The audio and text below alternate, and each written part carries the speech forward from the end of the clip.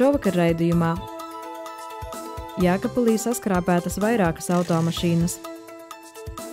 Salasciema iedzīvotāji nobažījušies, kas cīnīsies ar latvāņiem.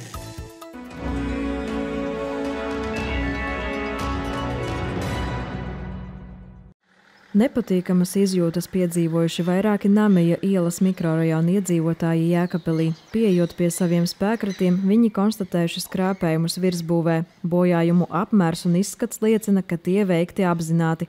Lai gan iedzīvotāji ziņo par vismaz 4 sabojātiem transportlīdzekļiem, valsts policijā ir saņemta informācija par 2. Vienai automašīnai saskrāpētas durvis, otrai durvis un labais spārns. Apskādēto auto īpašniekus filmēšanas brīdī nesastapām, bet par notikušo zina stāstīt arī kaimiņi. Cik es dzirdēju, 4 mašīnas. Vienā naktī? Kā sapratu, jā. Jā, 4 mašīnas bija sabojātas. Vai ar akmenī, vai kaut ko tādu asu, jā, kas saskrāpētas. Patī neredzēju, bet dzirdēju, jā. Stāstīja. Pēc šī notikuma nav bailes atstāt mašīnu te pa nakti? Variantus nav. Kur viņus vēl atstāt?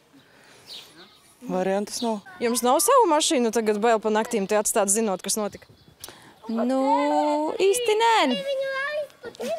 Īsti nē, jo mums mašīna ir mazliet tālāk, tur nav tieši te rajonā. Viņi vairāk, man liekas, pie tās sarkanās mājas, pie tās ielas, kaut kur pie tās, jo es redzēju, bija policija pa dienu staigāja.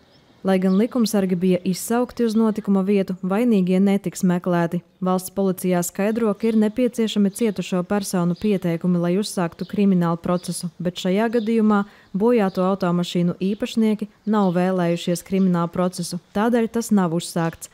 Šādam iedzīvotāju lēmumam var būt dažādi iemesli.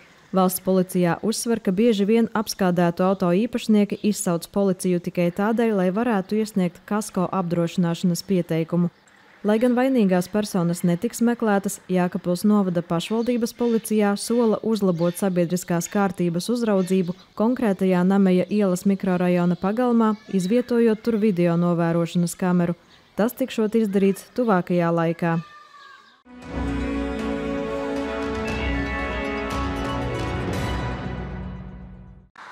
Jēkabpils novada Salas pagastā nesen tika izcirsti krūmi un izrautas to saknes bijušā dzelzceļa uzbēruma teritorijā, ceļa posmā no Jēkabpils līdz Ošānu ciemam. Tagad krūmu vietā zeļ un plaukst Sosnovska latvāņi. Salas ciema iedzīvotāji pauž satraukumu un jautā, kas cīnīsies ar daudzgadīgajiem laukstaugiem. Jēkabpils novada pašvaldībā katru gadu tiek izskatītas teritorijas, kurās vērojama latvāņu izplatība un tiek organizēti augu izplatības ierobežošanas pasākumi. Šogad Salas pagastā tādi darbi ir paredzēti 1,7 hektāros zemes, tostarp arī uz bijušā dzelzceļa uzbēruma. Jēkabpils novadā kopumā ir vairāk nekā 20 hektāri ar šādām platībām. Visplašākā vieta, kuru nepieciešams apstrādāt, atrodas Aknīstes pagastā. Tā ir bijusī fermas teritorija, kuru latvāņi izplatījušies gandrīz 4 hektāru platībā. Sosnovska latvāņa ierobežošanai piešķirtais finansējums pašvaldībā šogad ir gandrīz 12 000 eiro ar pievienotās vērtības nodokli, kas ir mazliet mazāk nekā pērn. Savukārt teritorijas, kurās aug latvāņi, šogad ir palielinājušās. Lai sabalansētu budžeta finansējumu un apstrādājamās platības, ir samazināts apstrādājumo reižu skaits. Vietvarā gan atzīst, ka tas neveicina efektīgu un kompleksu latvāņu ierobežošanu. Jēkabpils novada teritorijā latvāņu izplatības ierobežošanas apstrādes tiek veiktas no 3. aprīļa līdz 1. septembrim. Apstrādes metodes atkarīgas no latvāņu invadētās teritorijas. Lielākajā daļā no teritorijām tiek veikta šo augu miglošana un pļaušana. Šogad par šo darbu veikšanu novadā ir atbildīgs Siguldas uzņēmums SIA R9. Savukārt, ja bīstamais augs ir sācis vairoties privātīpašumā, tad atbilstoši likumiem un noteikumiem zemes īpašniekam vai tiesiskajam valdītājam ir pienākums to iznīcināt.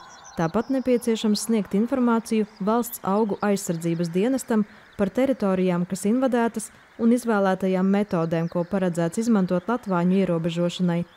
Par invazīvo augu sugu izplatības pieļaušanu, tostarp audzēšanu, ierobežošanas pasākumu neīstenošanu, vairošanās pieļaušanu un pārvietošanu privātpersonām var tikt piemērots brīdinājums vai naudas sods no 50 līdz 1,5 tūkstošiem eiro, bet juridiskajām personām no 300 līdz 3000 eiro.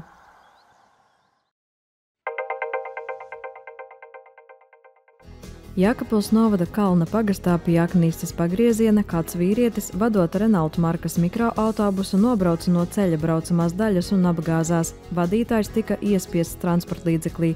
Valsts ugunsdzēsības un glābšanas dienesta darbinieki, izmantojot hidraulisko instrumentu, nogrieza un izņēma automašīnas sēdekļus un cilvēku ar imobilizācijas dēli izcēla no auto. Transportlīdzekļa vadītājs ar gūtajām traumām nogādāts medicīnas iestādē, un valsts policijā par notikušo ir uzsākts administratīvā pārkāpuma process, kura laikā tiek skaidroti precīzi negadījuma iemesli.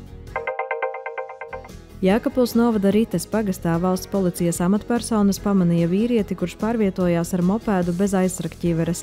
Vīrietis tika apturēts un konstatēti vairāki pārkāpumi. Vadītājam nebija derīgas transportlīdzekļa vadītāja apliecības, un viņš bija alkohola reibumā. Izelpā tika konstatēta 1,61 promile alkohola. Tāpat konstatēts, ka vīrietis pārvietojās ar transportlīdzekli, kurš nav reģistrēts noteiktajā kārtībā un par kuru nav veikta tā īpašnieka civiltiesiskās atbildības obligātā apdrošināšana. Valsts policijā pret vīrieti tika uzsākti 5 administratīvo pārkāpumu procesi. Saistībā ar lietus kanalizācijas akas avārijas novēršanas darbiem 20. un 21. jūnijā tiks slēgts Andreja Pormaļa un Viestura ielas krustojums Jēkabpilī. Darbus veiks uzņēmums Sijā Ošukalns celtniecība.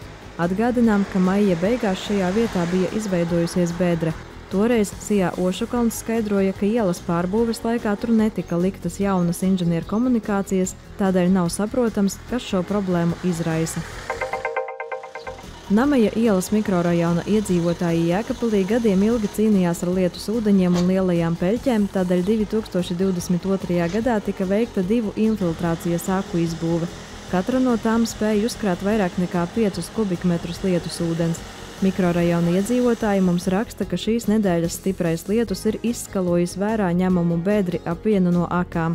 Turpat blakus atrodas bērnu laukumiņš, un bedre nav norobežota un ir bīstama. Sijā Jēkabpils ūdens valdes loceklis Artūrs Smagars informē, ka uzņēmums ir apzinājis šo vietu. Šīs nedēļas laikā plānots piebērt zemi un atjaunot segumu. Tāpat viņš stāsta, ka akas ir apsekotas, tās ir sausas, pilda savas funkcijas kā paredzēts un ar tām problēmu nesot. Saeimas izglītības, kultūras un zinātnes komisijas sēdē deputāte Jēkabpiliete Līga Kļaviņa ierosināja labot skolēnu centralizēto eksāmenu darbus pašvaldībās uz vietas. Deputāte stāstīja, ka pašvaldību izglītības pārvaldes un skolu kolektīvi pauž neapmierinātību par centralizēto eksāmenu darbu labošanas kārtību, kas aizņem ilgu laiku, jo trūkst pedagogu, kuri tos centralizēti labotu.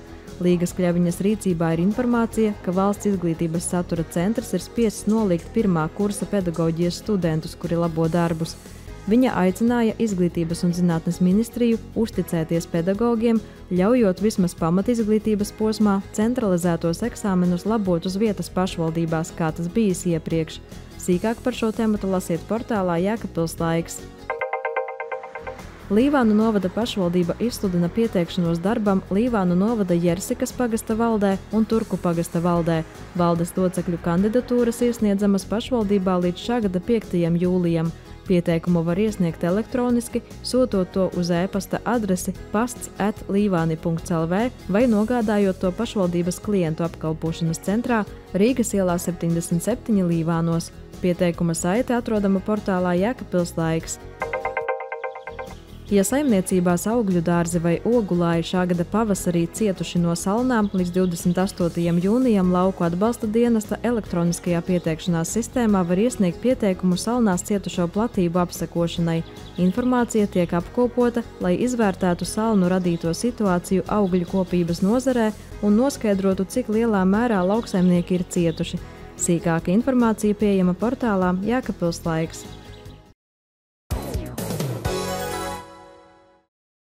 21. jūnijā 11. Sēlpils pagasta zvejnieklīcī Jēkabpils novada jauniešu iniciatīvu grupas var piedalīties aktivitātē Līgo ar gardu muti, lai kopā baudītu dabu, meklētu Jāņu zāles, darinātu vainagus, piknikotu un spēlētu saliedēšanās spēles. 22. jūnijā 19. Viesītes muzeja Sēlija parkā būs svētku ielīgošana kopā ar Viesītes, Kūku, Mežāres un Krustpils pagasta amatieru kolektīviem.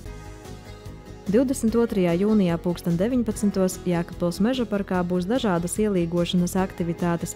Pasākumā varēs ieskandināt gaidāmos līgo svētkus ar vainagu pīšanas meistarklasi, kā arī piedalīties pusstundas peldējumā un tradicionālajā saulgriežu skrējienā. Vairāk informācijas par pasākumu var uzzināt portālā Jēkabpils laiks.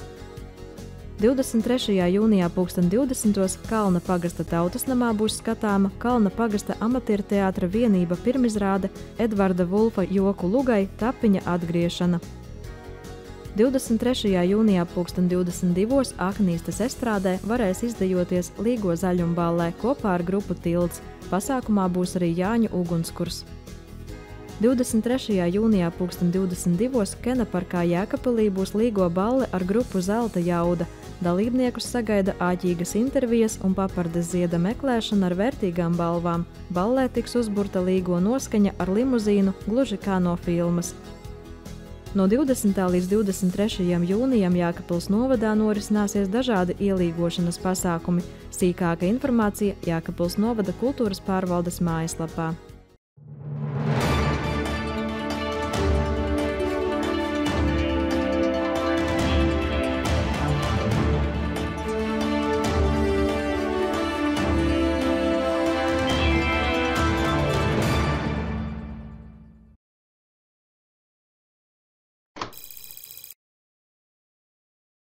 Pata e-veikals. Koku materiāla iegādes nākamais līmenis. Tagad viss ir viena klikšķa attālumā. Visas specifikācijas, salīdzinājumi un aprēķini vienkopus. Pasūtījumi ātri un ērti. Vēl papildu priekšrocības.